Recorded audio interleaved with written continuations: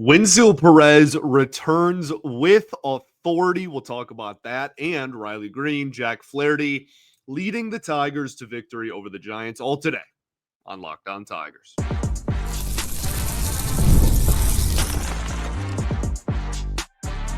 You are Locked On Tigers, your daily Detroit Tigers podcast. Part of the Locked On Podcast Network, your team every day. What is up, everybody? Welcome back to another edition of Locked On Tigers. I'm, of course, your host, Scott Bentley. Today is Wednesday, May 28th, 2025. Thank you so much for making Locked On Tigers your first listen every single day. We are free and available wherever you get your podcasts, including YouTube, part of the Locked On Podcast Network, your team every single day. The Tigers win every single day. Seemingly, a lot of wins lately. That is now 3 in a row after a 3-1 victory over the San Fransisco Giants on Tuesday evening. You know, like this is just might be just a good baseball team, man. Like everyone kind of freaking out. Parts of the fan base really reacting heavily to the Tigers losing 3 in a row at the start of Cleveland, and it sucks to lose a series, especially a 4-game series, to a divisional opponent, and especially one that is right behind you in the standings. I'm not trying to justify losses, okay? I hate losing more than I love winning, as Billy Beane or Brad Pitt once said. But they turn around and win 3 in a row right after. Like, they might just be good. They might just be a good ball club, man. 36-20 on the year, the most wins in Major League Baseball at the time of this recording. That is a series victory now officially, no matter what happens today as you listen to this, over a really good San Francisco Giants baseball team. You have a chance at a sweep. You got an off day on Thursday too, which is super helpful. You can kind of empty the clip a little bit on Wednesday with your bullpen if need be. Not worry too terribly much. You had a bullpen off day on Sunday as well, with Tarek Skubal going complete game shutty. So my first thought is just that was absolutely beautiful. Like, honestly, I mean, you attacked one of the best pitchers in the sport early. You had a great outing from your own starting pitcher, and your bullpen held a lead. That is exactly how you draw it up. All of those things is exactly when you enter every single ball game what you want to do. And again, that's a good team with a pretty good record over in San Francisco.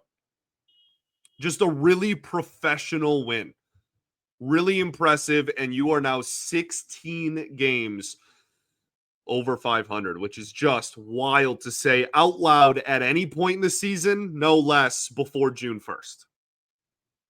What went right in this ball game? We'll start with Jack Flaherty, who goes 6 innings, 2 hits, no runs, 1 walk, and 8 strikeouts. His ERA is now, just like that, under 4. His ERA is now 3.94 on the, I think it's still fair to call it young season, but we are 2 months in. Back to a sub-4 ERA. What made this outing different than others is the effectiveness of his fastball. And that's something we've talked about on this show for really since we signed Flaherty. But it has been a talking point over his last few starts that the fastball has been kind of ineffective. And in this one, it was really solid. Even got up and touched 95 at one point. Didn't get a whiff on the 95 one, strange enough, because baseball, but really, really solid. And I think, against righties especially, man, he just attacks up and in. And you better be – he basically puts you in a situation where if it is located well and the velocity is good on the fastball that day, the only way you are catching up to that is if you're just sitting on it. You just go, okay, I'm only looking for the fastball up and in, because every other pitch that he offers, the curveball was incredible in this outing. The slider, obviously, right? He just has the ability to go down and away. And then he will also mix up, just to keep you on your toes, a fastball down and away, because that looks like the slider out of the hand, and you go, okay, I'm going to spit on that. That's that pitch low and away. It's going to break for a ball out of the zone. Nope, it's a dot on the low and outside corner. So I thought he mixed everything really well. Everything was just absolutely fantastic. We even saw a couple of changeups in this outing, which got me all sorts of fired up. Okay, I if it ain't broke, don't fix it. Okay. And Jack Flaherty is a pro, and he knows what he wants to do to hitters at every single at bat. The coaching staff knows how to get Flaherty in a position where he is attacking hitters the way that everybody involved, catchers, catchers, pitchers, coaching staff, everybody wants to, right? I'm not here to be like, oh, he needs to throw the changeup X amount of times, whatever. He is good, very, very good with his current repertoire. But man, his changeup excites me, and I really, in a perfect universe, okay, just hypothetically, I would love to see him develop a really nice changeup at this point in his career. I think it would add another wrinkle to everything, but not a necessity. I want to stress that, not a necessity. Just we did see a swing and miss on the changeup in this outing. It might have even been righty. No, I might be making that up. Either way, on top of this, there also it wasn't picture perfect. He doesn't give up any runs. He only allows 3 base runners. All of those are fantastic. I think this is a great step in the right direction, et cetera, et cetera. I will say that the umpire was incredibly favorable to Jack Flaherty. I want to point that out. We'll talk about it a little bit more later, but I do think it's worth highlighting that at a minimum. He also still had multiple and like more than a couple too. I mean, he had a handful of, as my father would say, a couple few um, fly balls to left field that were just barely shy of home runs in this outing. He was still leaving that slider up a little bit too often, had a couple of fastballs leak over into spots that he didn't want them. He still got to work on getting the ball down more consistently, because this was, I don't know, a matter of 5 or 6 feet away from being like a 2 or even 3 home run given up outing. But this was great. And I think given the struggles that he had there in late April and early May, seeing his last 2 outings and seeing the effectiveness that he was able to repeatably produce. Wow, this is just sentence is just completely getting away from me. His ability to produce an effective fastball over and over again, right, on a consistent basis throughout an entire start, I think is really the most important thing here, and really all I care about. So this was fantastic. Let's talk about the bullpen, then we'll talk about the offense and what went wrong, stuff. We'll talk about Matt Vierling going right back to the IL, which is unbelievably frustrating for everybody, including him, I'm sure, and more right after this. Got to talk to y'all today about our friends over at Monarch Money. Have you ever checked your bank account and wondered where the heck did all of my money go? Well, between dining out, online shopping, and entertainment, it's easy to lose track, and that's where Monarch Money comes in. Your personal CFO gives you full visibility and control over all of your finances. Monarch Money isn't just a budgeting app. It's a complete financial command center. You can track all your accounts, investments, spending, all in one place, so you stop just managing your money and you start building your wealth. When I started using Monarch, I realized just how much I was spending on food delivery. Now I budget way smarter and I save way more. It's all in one too. It's not just a finance app specifically, and instead of juggling a lot of different apps to control all of your finances and all of your money needs, you can just have it in one place. Again, finances, track spending, even plan long-term goals. So take control of your finances with Monarch Money. Use code LOCKEDONMLB, all one word, at monarchmoney.com for 50% off of your first year. That's a lot. monarchmoney.com, code LOCKEDONMLB for half off of your first year. All right, everybody, welcome back here. Segment 2, Locked On Tigers. Appreciate y'all for tuning in as always. Shout out to the everydayers that do tune in every day, and we will, of course, be back tomorrow recapping this series and the series finale against the San Francisco Giants. Talking about this Game 2 win. It's funny, on yesterday's show, I mentioned how important I thought Game 1 was because, Logan Webb's really tough. And if you were going to get a series win here, you might have to rely on wins in Game 1 and 3. Now, a mere 24 hours later, we're talking about going for a sweep against a team that has 31 wins on the season, and that is an absolutely beautiful thing. I want to talk about, actually, you know what? Let's talk about the offense. We just talked about how good Logan Webb was. The Tigers offense attacked him early, scored in each of the first 3 innings of this ball game. And look, he was still very good and very dynamic. Okay, I don't want, he still got a quality start, despite the fact that the Tigers scored in the first 3 innings of the ball game.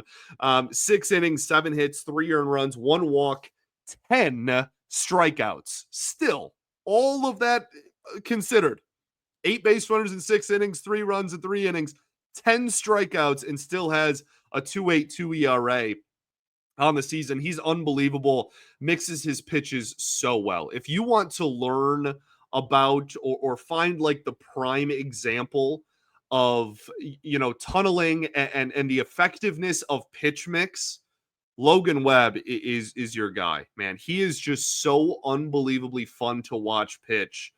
And I think that you saw it in this outing, despite maybe the fact that the Tigers were able to get on him early. Wenceel Perez, a big part of that. Home run in his first plate appearance back from the injured list. That at-bat is so fascinating, right? So you have, it's a 3-pitch at-bat with a home run, obviously, on the 3rd pitch. First pitch, sinker up and in. Misses way inside. Second pitch, sinker inside. Misses, treks a little bit closer to the plate, a little bit closer to the strike zone, and kind of just nicking, the side of the zone there, but still misses inside. So Logan Webb goes, okay, he's definitely in take mode, 2-0, and I'm going to throw the same pitch, but just make sure that it gets over the plate. Sinker inside, he'll take it again and just assume this is just a get me over strike. And Wenceel Perez smokes it. His first at-bat back from the injured list, and he hits a home run. I thought that was honestly sound logic on Logan Webb's part, but I also think that Wenceel Perez is a pro, and he's not looking to walk. He's going up there looking to put the bat on the ball and drive the baseball, and that is exactly what he did. You can't do that to a professional hitter like that, and he took advantage. So I thought that was really impressive. And again, Logan Webb still struck Wenceel Perez out. Well, I guess one more, maybe. Wenceel Perez still had 2 strikeouts in this game. So still a really good outing for him. Gleyber Torres, another unbelievably impressive at bat. He his final box score, he 1 for 3 with a walk. Not the most incredible thing ever. That one was a single as well, but that first at bat was unbelievable. Just taking pitches that are barely out of the strike zone, making him work. I think he worked a full count there. Sinker up and away. That's just not an effective pitch after already going to that earlier in the at bat. That if he swings, it's going to kind of break into the barrel almost and be a hard hit ball, albeit on the ground. And he's just such a professional hitter. I think he has more walks than strikeouts on the season. He did have a strikeout in this game to, again, Logan Webb. So maybe that's not the case anymore, but he is just such a pro and has been such a fantastic addition to this lineup. Riley Greene, the star of the show at the plate in this one, goes 3 for 4 with 2 RBI. The first at bat was unbelievable. And he gets 2 doubles in this one. He is hitting almost 280 with an 846 OPS. Very close to a 280 average and an 850 OPS on the season. And he had a stretch in May where he went like 1 for like 40? What was it? 1 for 20 something? 2 for like, or was it even what he I think it was 0 for 20 and what really struggled mightily. Okay. I have the memory of a goldfish, but that is unbelievably impressive to have that long of a stretch like that in this only 2-month in season and still have offensive numbers that look the way that they do. They showed on the broadcast he has one of the highest RBI totals in the month of May as well. Just absolutely fantastic. Beautiful to see it given the struggles he had earlier in the year.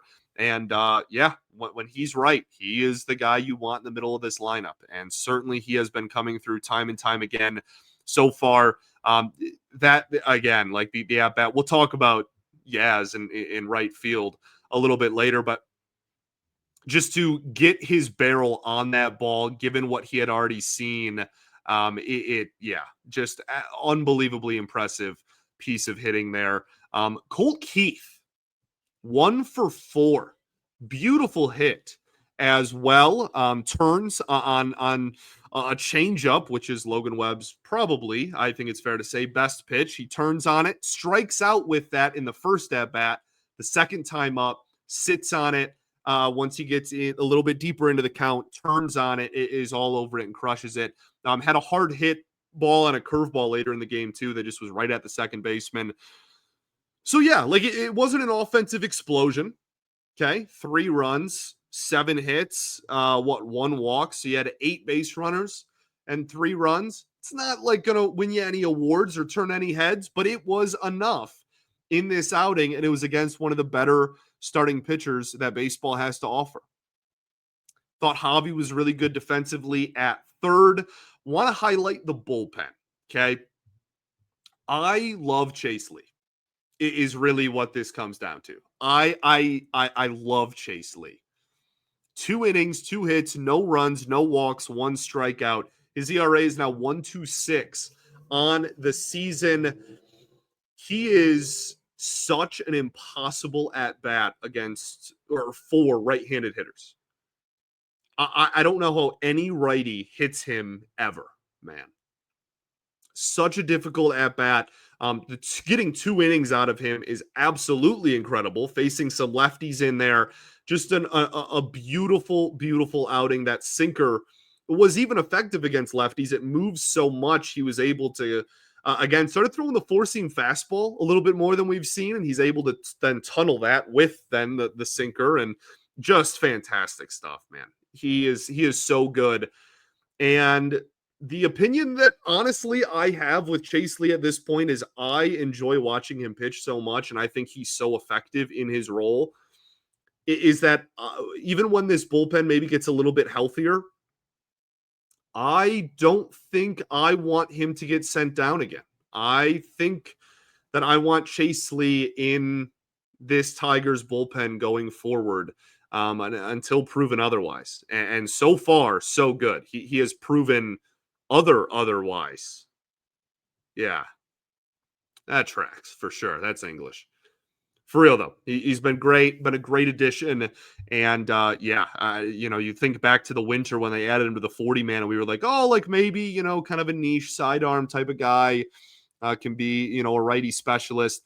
I guess that kind of is what he is, but he's gone so far above and beyond that so far this season. A great move by this front office. What went wrong? Not a super long list. Spencer Torkelson goes 0 for 4 with 3 strikeouts. Just, again, really good pitcher. I've reiterated that about 50 times.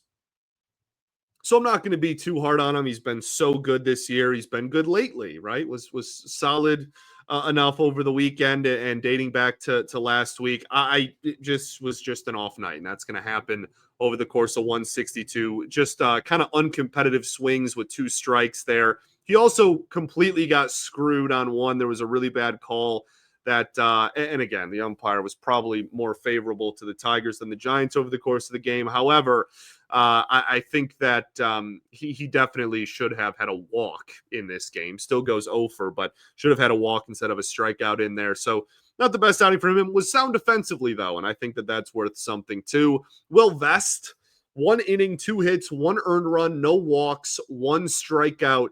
He now has a 1.73 ERA on the season. I didn't even want to put him in what went wrong.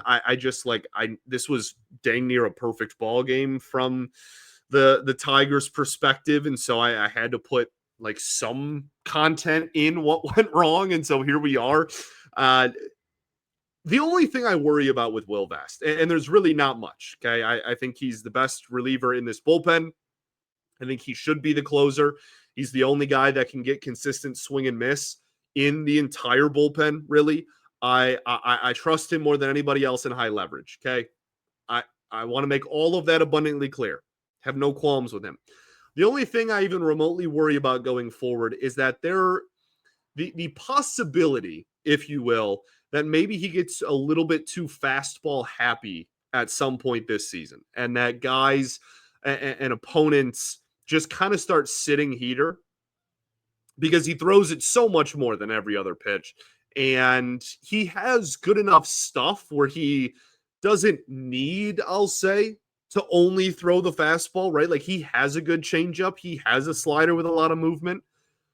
And so that's maybe the only thing that I maybe, I don't know, like raise an eyebrow at sometimes. I think do that. Yeah, still. I know I used to be able to.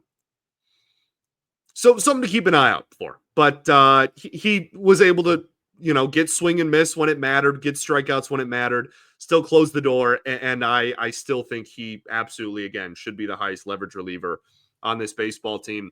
The last thing, actually, let's go to a break because this is kind of more stuff from the Tigers' perspective, but it certainly went wrong from the Giants' perspective. We'll talk about a couple of those things right after this.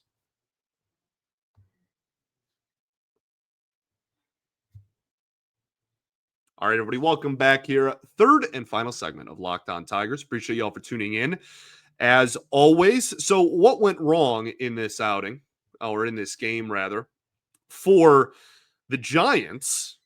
And I feel comfortable putting it in what went wrong because it did go so catastrophically wrong. Yastrzemski. What was Bro doing in right field? Look, he doesn't grade out super well defensively. At least hasn't this season. He's pretty comfortably negative in a lot of defensive metrics. But my goodness, the routes that he was taking, I don't know if it was the sun. I don't know if it was just the grass was hot, as they say on, the greens were hot in golf. Like maybe that he just didn't realize. I don't know. But that one, the Riley Greene play was catastrophic. That was just completely misplayed and probably cost the Giants at least 90 feet, if not a run. And then he had the Colt Keith play a little bit later. That also Colt Keith came around to score. And that one, I think maybe he was expecting the ball to bounce off of, the wall that jets out a little bit. I don't know. But he was really, really rough in right field for the Giants. And in a low-scoring game with two really good starting pitchers like this, you really can't afford to do that. And I think there's an argument it was the difference in this ball game. The other difference in this ball game was the umpiring. We talked about it a little bit earlier. Jack Flaherty certainly got some favorable calls, a lot of favorable calls in this game. I thought the Bob Melvin ejection was super, super justified. And like that pitch that he was arguing was obviously not a strike. But I think the principle, the idea of the crash out, if you will, was incredibly justified. And I have no issues with it. This is one where I'm kind of firmly on the opponent's side here. I don't know how the umpire scorecard's going to grade out because he certainly missed a few calls on the Tigers side of things too. But my goodness, the Flaherty ones were egregious. I'll put it that way. They were really rough. Unfortunately, we talk off the field for the Tigers. Matt Vierling back to the injured list, only 4 games after returning. same injury, is being looked at for shoulder inflammation. They did not mess around with it, just put him immediately back on the injured list. He's on the 10-day, I believe. There's, the 10-day, the 15, there's certain injuries and certain situations where you can put people on certain ones, whatever. So I believe he's on the 10-day, but just something to obviously we'll monitor and keep an eye out for. I think this is more precautionary than anything, and they felt like they had the flexibility to do that with Wenceel Perez coming back at the same time. That's a guy that can play center field, played center field in this ball game, and can hit, and well enough to be okay, a little bit more okay with like swallowing the pill of Vierling missing time again. I think they also just kind of wanted him to rest his shoulder up more than they want to just get him back out there playing again. So it's only a week and a half on the injured list. If everything goes well, then he's back after that. If they think he needs another rehab assignment, or if they think things aren't going well, then maybe that kind of snowballs into a bigger thing. But for right now, I'm not going to take it as anything more than them just being precautionary, because maybe they can afford it a little bit, which is something that is such a beautiful luxury to have. Organizational depth. So we'll see. Third base then just kind of becomes a revolving door again, but they replace Vierling with a guy that can play center field and does not play infield anymore. Perez came up as a winfielder, Wenceel Perez, winfielder, as an infielder, but it is now exclusively an outfielder. So I think that means Javi's going to get a lot more reps at third base going forward. All of the other injury updates we will go over on tomorrow's show when the Tigers have an off day on Thursday. But all of the rest were really good. I'm going to kind of spoil it a little bit. All of the other injury updates, Parker Meadows, Alex Cobb, even the other ones seem to be trending in the right direction, which is a great sign. And now we have Game 3, series finale against the San Francisco Giants. You have Landon Raup for the Giants and Jackson Jobe for the Tigers. From Jobe's point of view, we're kind of just looking for, again, improved command, him taking those baby steps in development, having some improved fastball effectiveness, et cetera, all those things that we've been talking about for a while. The Giants also have a decent amount of guys in the top of their lineup that don't swing and miss much. So I'll be interested in how he attacks that top 4 even of the Giants lineup card. And then from Raup's perspective, this guy, I mean, he has a sub 4. Like, this is maybe not a household name, but somebody that's really effective. He has a really good sinker and gets a lot of ground balls. And honestly, more than dang near anybody else in baseball so far this season, just avoids hard contact, man. And that's obviously a lot of that is going to induce ground balls because it's soft contact, but it really doesn't matter how he gets it. He is just missing barrels, whether it's weak flyouts or pop-ups and whatnot. Still gets his whiffs. I don't want to make it sound like this dude is just getting a 27 groundouts every game. He has a league average, strikeout and whiff rate and everything. So tough pitcher to face, not a gimme at all. And we know how Jobe's development has kind of been up and down, as development for starting pitchers usually is. So we'll see, but it's nice to have the luxury going into this game of knowing, no matter what happens, this is a series win against a 31-win ball club. So let's see what happens. Thanks for making Locked On Tigers your first listen every single day. Shout out to the everydayers that do tune in every day, and we will, of course, be back tomorrow. Peace and love. Going to therapy's dope. I'll catch y'all then, baby. Go Tigers.